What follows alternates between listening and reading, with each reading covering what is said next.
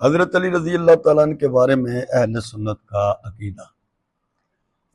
حضرت علی رضی اللہ تعالیٰ عنہ کے بارے میں اہل سنت کا نظریہ یہ ہے کہ پہلی بات ہے کہ وہ صحابی رسول ہیں، داماد پیغمبر ہیں، حضور نبی کریم صلی اللہ علیہ وسلم کے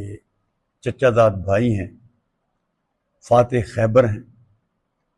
اور حضور نبی کریم علیہ السلام کے بڑے لاڈلے اور بڑے پیارے ہیں۔ حضور نبی کریم علیہ السلام نے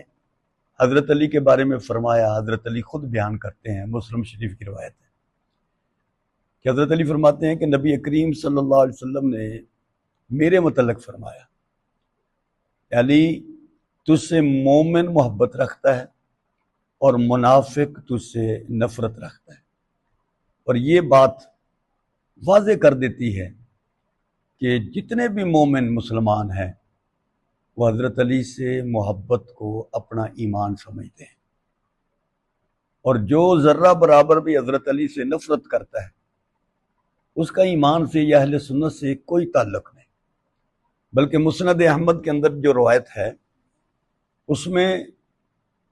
حضور نبی کریم صلی اللہ علیہ وسلم کا یہ فرمان عالی شان موجود ہے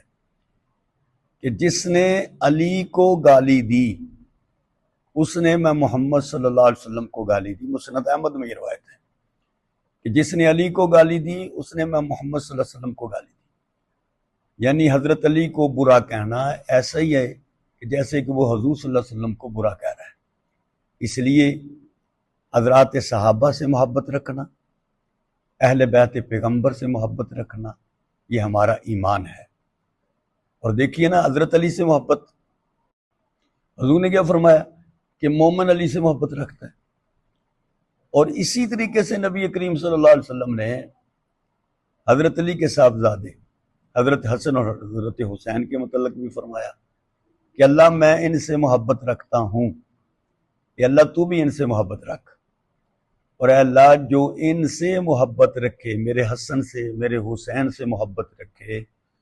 اللہ تو بھی اس سے محبت رکھ۔ تو اسی طرح اہل سنت حضرت علی سے محبت، حضرت حسنین کریمین سے محبت، سیدہ فاطمہ رضی اللہ تعالی عنہا جن کے متعلق نبی کریم علیہ السلام نے فرمایا فاطمہ تو میرے جسم کا ٹکڑا ہے، حصہ ہے، ان سے محبت بھی ہم اپنا ایمان سمجھتے ہیں۔ جو ان کی تنقید کرے، جو ان کی برائی کرے، اس کا اہل سنت سے کوئی بھی تعلق نہیں۔